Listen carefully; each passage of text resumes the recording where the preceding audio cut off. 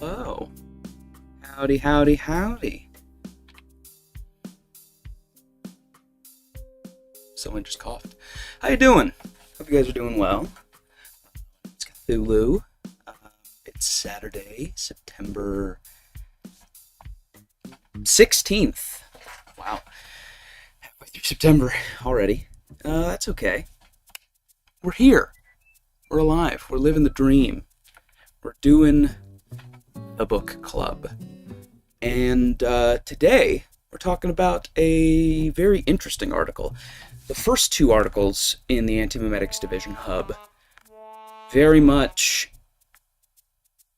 served as sort of establishing characters and making clear the threat of what anti-memes can do. You know,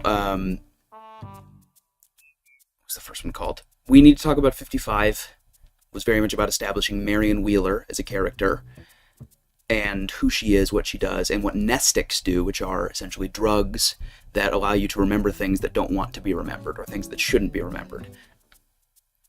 Members of the Anti-Memetics Division dealing with things that don't want to be remembered naturally are going to be taking nestics like candy. And Marion Wheeler, our protagonist, is no exception. Part 2, Introductory Anti-Memetics, was much more harrowing of a story about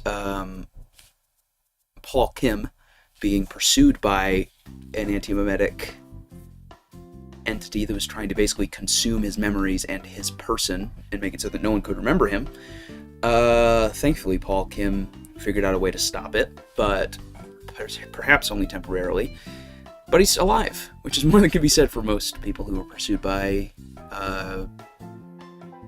Aleister Gray. This part, things get real. We start to realize there's a much greater threat at play beyond the initial standard, individual anti-memes that pursue people and try to consume them. We find out that there is a much greater threat at play in this article, so let's get to it. In Unforgettable, That's What You Are, the majority of the story is told on this boat. It's, in fact, we get a third point of view from just Marion and... Well, I guess technically we've had a couple, but Marion was basically our POV character in part 1, Paul Kim was our POV character in part 2, and now we get another one, Lynn Marnus, who we slowly find out is more than 90 years old. He seemingly was the founder of the Anti-Memetics Division at the SCP Foundation. We find out it's, of course, a little bit more complicated than that, but that's the gist of it. Lynn is very old, has lost a lot of memory, all this, and we find out that in working with the Foundation, he basically made an agreement so that, let's see, when you retired from the Foundation, Elle, we did what we do to all of us who retire, what we agreed to when we sign up. We gave you some medicine which made you forget. As you stepped out the door for the last time, all the work you did for us, great work which saved lives, evaporated away, and your cover story sealed over those years became reality. That's why you've spent your whole retirement believing you were a former section chief at the FBI. It's what you wanted, it's what we wanted, and it's what you agreed to. But you alone remember something else as well, and you must be starting to remember now what that something else was. I've injected you with a serum which throws the human aging process into hard reverse, and it affects everything. Organs, tissues, memories. You'll be coming up on it soon, remember? And he starts to remember. Dr. Lynn Patrick Marnus of the Foundation, Anti-Memetics Division founder. What happened in 1976? To explain, there is a footnote in the article, but I didn't copy-paste it. I will share it here. Give me just a moment.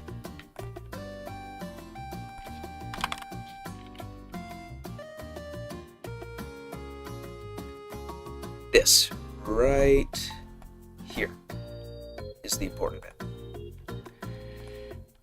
She is injecting Lynn with a Class X nestic. Now, the things that she takes on a regular basis are Class Z. It goes the reverse order of normal amnestics, because nestics are the opposite.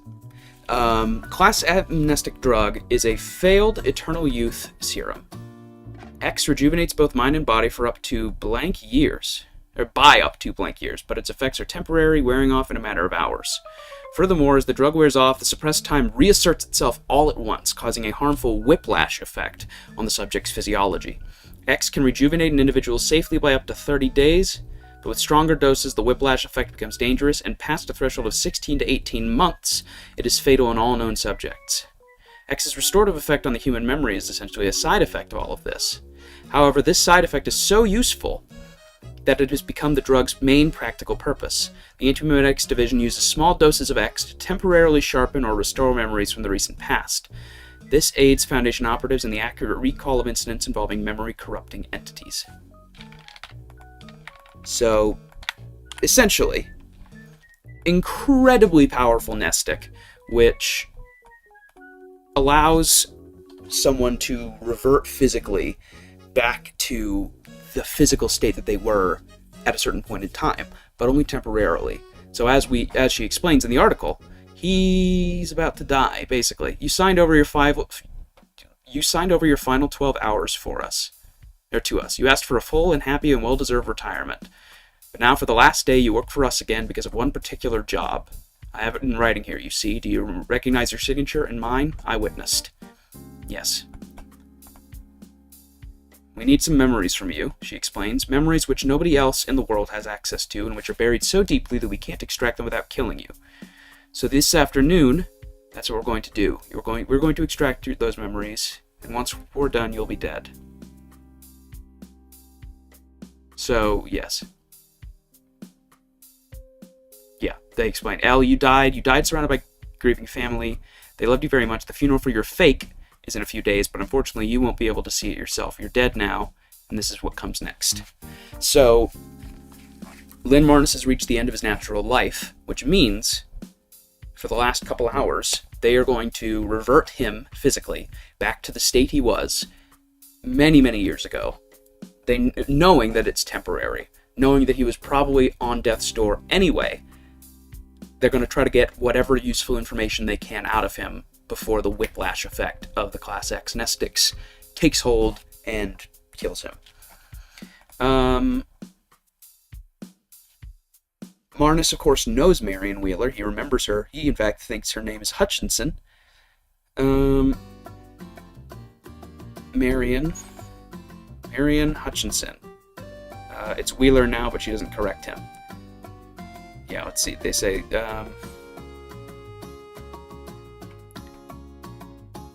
Marnus looks. The woman speaking is seated on the deck beside him. The woman is twice as old now as when he knew her last, and visibly twice as confident.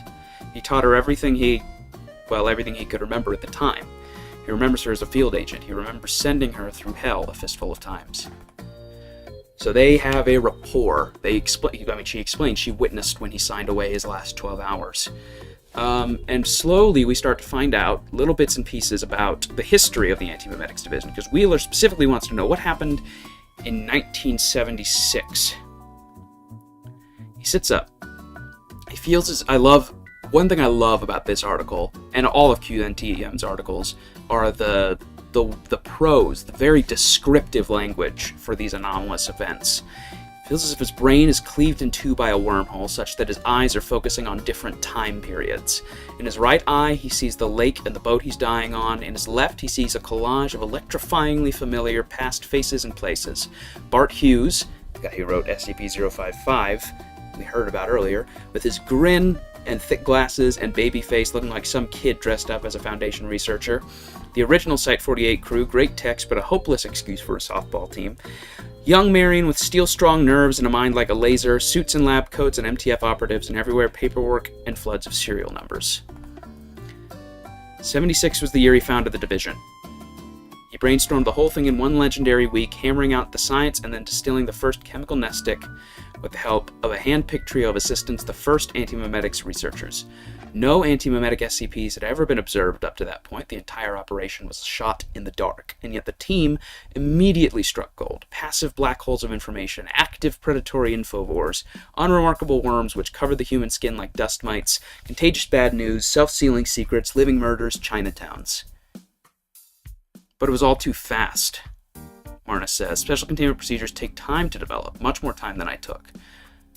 The Foundation as a whole requires about a dozen new SCPs annually. I found that many in 1 year, essentially single-handedly. It was too easy. It was as if I knew it all already and was just catching up. And then, one day I realized I couldn't remember my life before anti-memetics. I knew I'd been a Foundation operative for decades prior. That was where I got the authority to start my own division. But there was nothing else there. It was a wall in my mind which even Nestix couldn't get me past. I went to the paper archives and looked at my own personnel file, and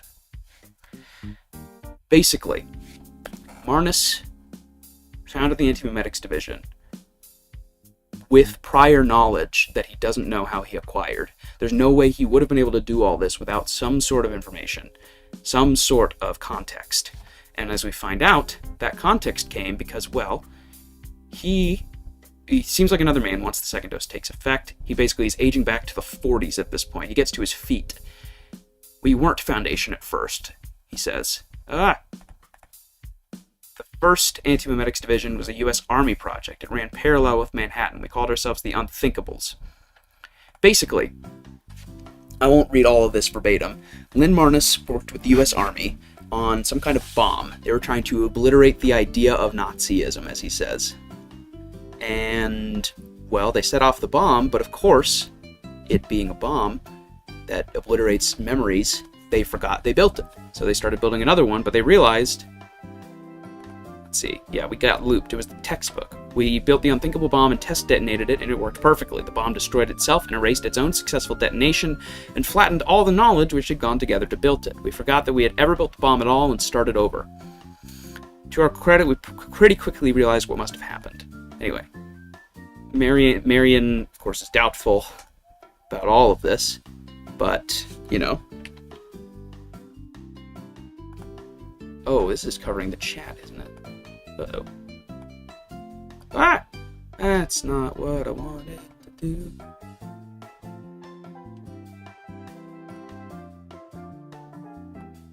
Oh, golly. Ah! Hang on, give me just a moment, sorry.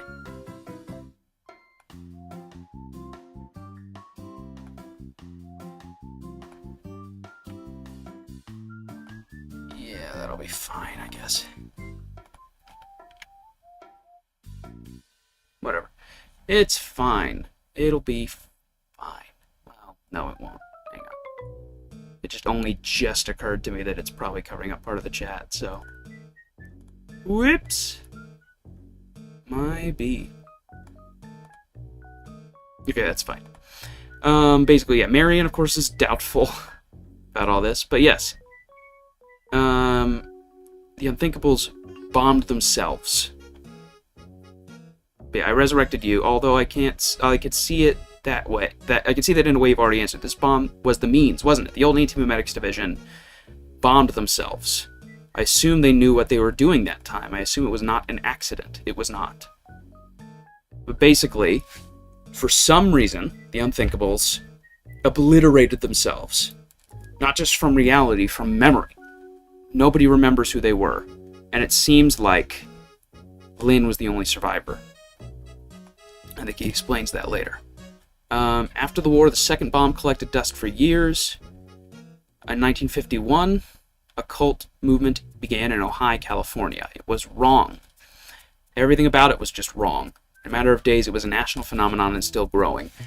For context, if you don't know what that means, you don't need the context, but if you're curious, I would recommend reading SCP 1425, which is also known as Star Signals, and it does a very good job of explaining what this all means. Basically, anomalous Scientology. There was a cult that started to spread to, starting with like Hollywood elite and very influential figures, eventually spreading over to people and causing a lot of anomalous things.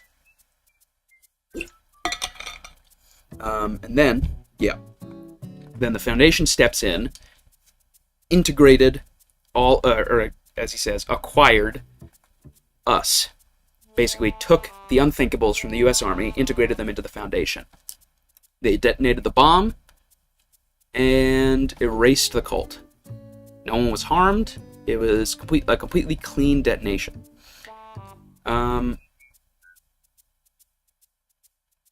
Once we started working for the Foundation, the pace of research ramped up. Every new technological achievement uncovered new hidden SCPs. I passed the Foundation field exams and went out catching ghosts. My life turned into the Twilight Zone. And then there was the wipe in 76. And then, are you in the right place to remember what happened yet? Something changes in his eyes as he stops reminiscing. He speaks more slowly now, his voice dropping almost to a whisper. There is an SCP which your division has never seen, the SCP which my division couldn't contain, the escapee. This is what you wanted, isn't it, Marion? It was eating my division alive. It came at us so hard and so fast that the only way we could stop it was to self-destruct. We had no site nuke, and in retrospect it is obvious to me now that this was because the SCP had consumed our site nuke first of all. If you know it exists, it knows you exist. The more you know about it, the more it knows about you. If you can see it, it can see you, and you can see it. You've been looking right at it all afternoon. Wheeler is suddenly acutely aware of her surroundings. She doesn't have any backup. Where is it? Is it in you? Covers both of his eyes again. Destroying all knowledge of it was the only way to destroy it, and restoring my memories was a foolproof way to bring it back.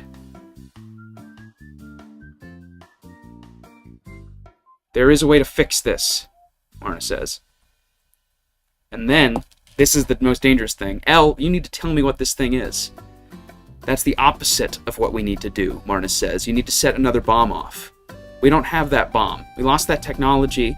You've always had it. There's an engineering lab in Site 41. You know it. An underground complex the size of a football field. In pristine condition and totally disused. Why? Think about it. That's where your bomb's installed. Here's the kicker. But that just sets us back to square one. If I set the bomb off, Wheeler says, knowing full well that she is thousands of kilometers from it and can't hope to reach it in time anyway, how do we contain this thing? We won't, Marna shouts. We can't. Ever. Don't you get it? The whole division is looped. We start the division, we run headlong into this thing, and either it eats us, or we wipe ourselves out in self-preservation. The idea of anti-memes is as old as forgetfulness itself. Humans have been looping through this problem over and over again since long before the 40s, maybe for centuries. As Wheeler watches, a waving black pedipalp, coated in dark hairs, forces its way out through Marnus's left eye. Still on his knees, he grasps the pedipalp with both hands and tries to break it, but it's solid as if it has bones inside it. And then he starts gurgling blood, and Wheeler shoots him in the head, and then this thing starts controlling him. She shoots 4 more shots and then realizes what he said. The only way to defeat it is to not perceive it, basically. Not even defeat it. The only way to not get destroyed, utterly obliterated by it, is to not perceive it. Holsters her gun and goes for the medical box. There's a compartment with Class B amnestic, the fast-acting stuff, in serum form. She does a hurried burst of mental arithmetic, measures out the correct dosage in a syringe, and, hands shaking, plunges it into a wrist vein. She is, of course, already dosed up to the eyeballs with nestic drugs, otherwise she wouldn't have been able to perceive any of this. Foundation medical literature warns in the strongest possible terms against putting both kinds of drug into the same brain. Best case scenario, this ends with her in the hospital. There's a stabbing pain developing in her left eye. Hey, Jim, how's it going? Hope you're doing well. She kicks her shoes off and throws the gun away. She goes to the edge and contemplates the drop for a disbelieving second. She jumps. She falls out of the boat, hits the water, and has forgotten everything. And likewise, the skyscraper-sized being which claimed Marnus and the boat has forgotten about her. There is nothing above her, no explanation, only the symptoms of the drug cocktail give her any indication of what just happened. A sensation like hundreds of tiny lumps of hot solder in her brain, and pain and exhaustion spreading to all her tendons. She gets evacuated. As per procedure, she writes a report about everything she can remember. The gap in her memory is about 13 hours. Then she adds her report to the extensive, complex map of missing time which the whole division maintains collectively. It is a map of holes, and the map is becoming large enough that very faint patterns are gradually forming. The outline of an enemy is becoming visible, or perhaps a group of enemies. When she quizzes the extraction team later, none of them remember who activated the emergency beacon which summoned them. In fact, the beacon itself cut out before they landed at the lake. This is one of Disney's new leaked scripts. Sure. Yeah, that's what it is. So assuming the division was fully staffed before the event, maybe those empty roles are the people who died this time around. Maybe one of them activated the beacon, a commendable act by someone now only known to exist because of that single act. It's weeks later, still, that Wheeler discovers the largest new hole in her memory. Who founded the division? When? So to summarize, Marion Wheeler, our protagonist, went and sought out Lynn Marnus, a very old Foundation agent, and injected him with a drug that reverted him physically back to the state he was when he was very young. Essentially, in an effort to recover any memories she could from him before he passed, because this drug did not last forever. She talks to him. She gets very valuable information at first about the founding of the Anti-Memetics Division, how it started as an army project called the Unthinkables. Thanks, Jim. Which was then folded into the Foundation. And then Lynn remembers something he shouldn't. I mean, all anti-memes are something you shouldn't remember, but this is something different, something that actively resents being perceived, and which takes it out, something which will do everything in its power to eliminate anything that perceives it. And unfortunately for Lynn, that happens to be him. And almost Marion. Marion gets close. We feel her having that same sensation in her eye, but she manages to forget about it just in time. And unfortunately, because this creature, whatever it is, this entity, the escapee, as Lynn referred to it, claimed him, she no longer remembers him. She doesn't remember who founded the division, even though she was just told. She doesn't remember Lynn. Lynn is nothing. He's gone. Might as well not have existed. And that is the gist of this article. There is something. The whole point of the Anti-Memetics Division is to be finding things that don't want to be found, to be exploring anti-memes, things that defy perception. And now we found something that, if perceived, has the potential to destroy everything they've worked for. So, of course, the problem being, how do you write a note to yourself to remind yourself not to remember? How do you say, hey, there's an entity that will kill us if we know about it, so don't know about it? It's just, there's no winning. You can't win.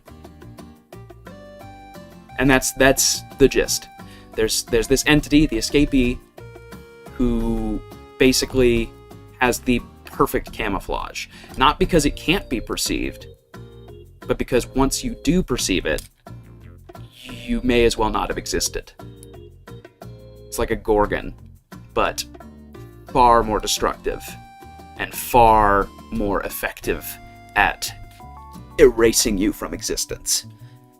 And seemingly everyone else similar to you, if the fact about all these other anti-memetics divisions, all these different versions of it that got obliterated, the Unthinkables in the 40s and the anti-memetics division in the 70s all being destroyed, it seems that this thing has an uncanny ability to just obliterate anyone that could be a threat to it. And that includes Marion. But this is not the last time they will be crossing paths, don't you worry.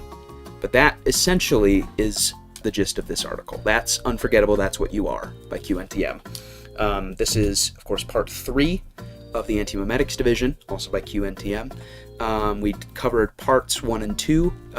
We need to talk about 55 and Introductory Anti-Memetics in past episodes. Next time, we will be discussing...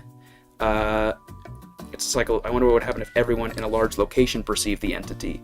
I mean, presumably they'd all just get snuffed out. And as we saw, as soon as Marion learned about it, saw it affecting Lynn, it was able to affect her. But yeah, so next week, we are going to be discussing part 4 of the Anti-Memetics Division, which I will paste the link to in the chat.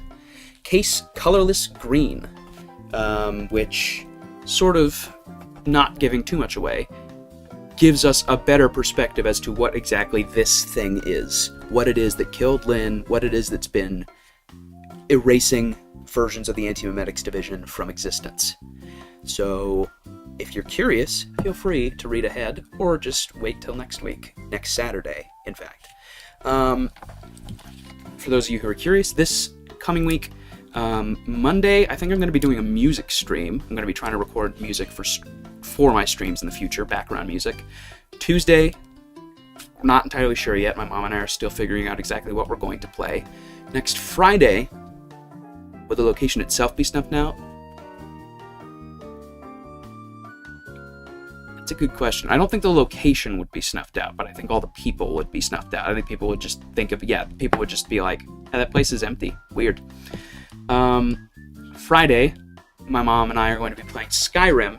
I'm putting the Skyrim, but every time I die, I write a song on pause, because it's gotten a little old for me. I might come back to it later, but not right now. My mom and I are going to be playing Skyrim. I'm going to be starting the game blindfolded, because I've played that opening sequence many, many, many times, but she doesn't know much about it. So I'm going to be blindfolded, and she is going to be trying to walk me through and trying to get me out of Helgen. We'll see how it goes. Probably not well, but worth a try. And then next Saturday, we will discuss the next article in this series, Case Colorless Green. So, yeah, that about does it. Thanks for joining, Chim. Good to see you. Always a pleasure. Yeah, other than that, I will catch you guys on Monday. Goodbye.